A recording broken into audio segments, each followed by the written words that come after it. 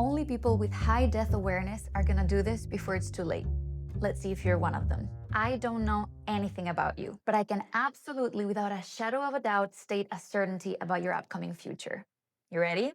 You, my friend, are going to die. Someday. We all think of death, if we think about it at all, as something far in the distant future. Something not worth bothering with until we're way older.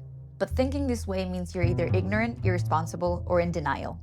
And hey, I'm not judging, but if you're still watching this video, chances are you might want to remedy that. So let me help you. In this video, I will offer guidance so you can comfortably make the last decision you will ever make. What to do with your body after you die. I will present you with some different alternatives and plan my own funeral step by step with you as an example. So let's dive in. As a starting reference, I'm using Claire Goodchild's Book of Ancestors, a guide to magic, rituals, and your family history. Let's jump to page 249, Planning Your Death. In her book, Claire guides us through every aspect we must hold under consideration to create a high and a low budget funeral option.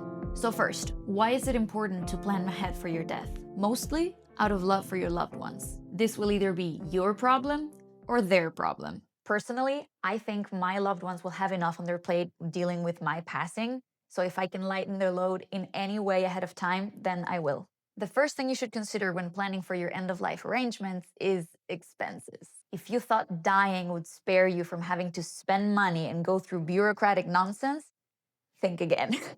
Claire recommends opening a savings account and putting money into it as you can to go toward all death expenses. Imagine the relief this will mean to the loved ones you leave behind not to have to worry about the budget on top of everything else. Something fun you can do starting now is find a funeral company that you like and see if you can buy stock from them. That way you will literally own a fraction of the company that will be in charge of you once you die. Ain't that neat? You can also get a death buddy and turn it into a competition. Who saves up the most, if that helps keep you motivated. Something else you can do is consider investing in a life insurance policy. You pay a monthly or yearly premium, and upon your death, your beneficiaries will receive a lump sum, the death benefit. This money can be used to cover your end-of-life expenses such as funeral and burial costs if you have made those wishes clear beforehand.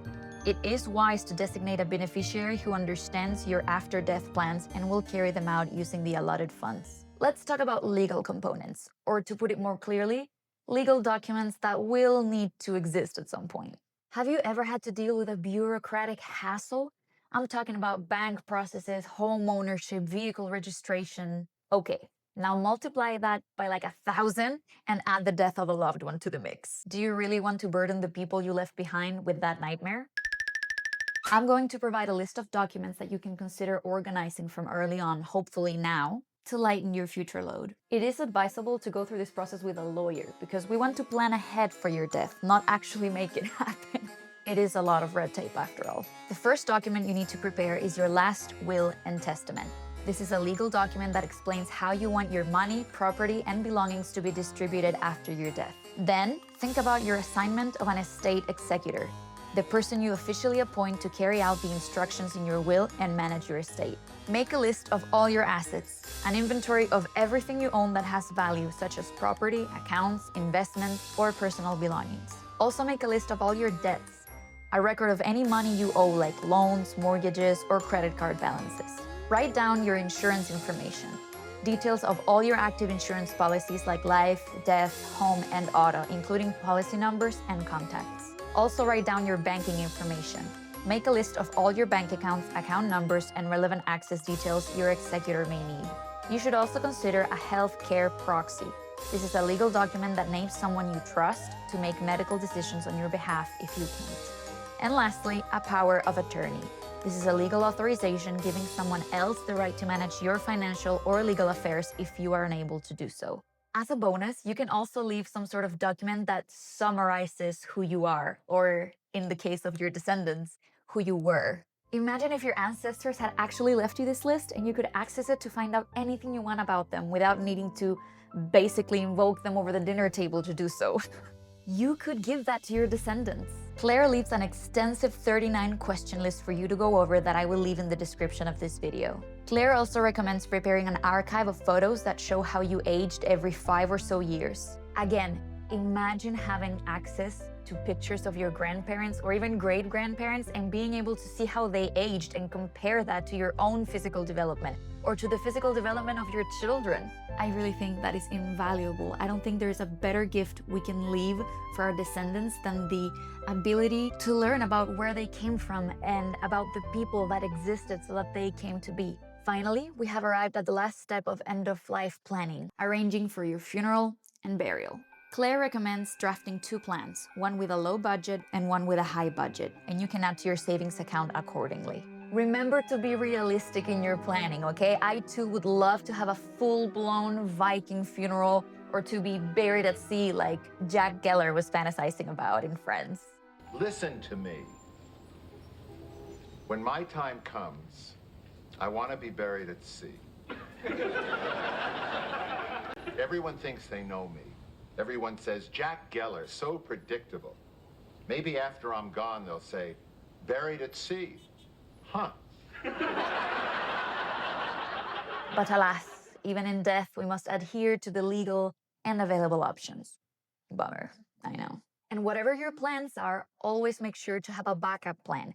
We don't want your legacy to be their last wishes were never fulfilled. You might consider leaving a note that says, you know what, at the end of the day, just try your best. Or conversely, if you hate them, you can leave a note saying, follow my specifications to the T or I will haunt you forevermore. You know, whichever one feels more like you. I'm going to break down the planning process into 5 sections with 5 options each, and I will make a choice for each one for my own funeral as an example. Feel free to comment what your funeral would look like as you follow along. By the way, I have created an extensive list with everything you need to consider step by step in order to plan your own funeral and burial. You can find it in my Patreon, along with all the exclusive content that's too personal for me to post so publicly on YouTube. Let's go back to the video. The first step of planning is the ceremony and format. What type of funeral do you want, and where will it take place? What tone should it have? Who will lead and participate?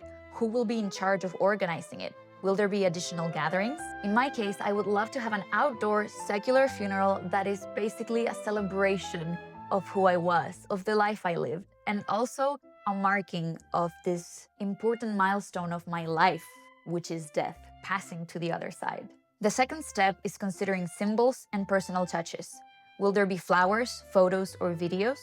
Do you want personal mementos or hobbies displayed? Should donations be made instead of flowers, and if so, to which cause? Will there be a dress code? Do you want there to be any specific rituals, traditions, or cultural elements? Personally, I would love if people brought locally grown, hopefully hand-picked wildflowers to my funeral. I don't want to contribute to an unsustainable industry if I don't have to. Anyone is free to display all photos and videos as they see fit. I would also love it if there were a sort of witch or shaman that did a ceremony or ritual to mark my passing. And I will want to have left a letter that I will have by then written that will be read. That was so tough English. And also, I want all of my favorite jewelry to be displayed with me in the casket and then distributed to my loved ones to hold on to. I'll make notes of who gets what beforehand. Let's talk about guests and logistics. How many guests will be invited and how will they be notified? Will invitations be formal or informal? How will out-of-town guests be accommodated? Will transportation be provided for guests or family? Will children be welcome and will childcare be arranged? Frankly, if I already took the liberty of arranging everything else, by the time I die, you people handle this. I don't care, just do your best, whatever. Visitation and reception. Will there be a visitation or wake, and where? What kind of food and drinks will be offered? Will there be speeches, an open mic, or storytelling? Will music be included, and if so, live or recorded? Will the reception have a specific theme or tone? I would love to hold the visitation or wake in my own home because as an alive person, I love hosting social situations and gatherings in my own home. They should feel free to serve whatever food they feel like eating in the moment, and if they want to honor me specifically, they can choose whatever my favorite food was at the time of passing. Anybody can say whatever they are moved to say, and I don't want anybody being kept from speaking if they wish to do so. No family drama, no family feuds. This is not about you, it's about me. I'm the one who died, okay? Oh, and if somebody wanted to sing a song, I would really appreciate that. That would be so cute. And something funny too, I want people laughing at my funeral. Finally, I would love my tarot deck to be spread out over my casket and each guest take a card as a final message for me to hold on to. The last step of funeral planning is the burial, cremation, and legacy. Which cemetery, crematory, or location will be chosen? What type of casket, urn, or marker will be used? Will ashes be kept, buried, or scattered, and where? Who will handle financial arrangements and payments? How will you be remembered afterward? An obituary, online memorial, annual remembrance?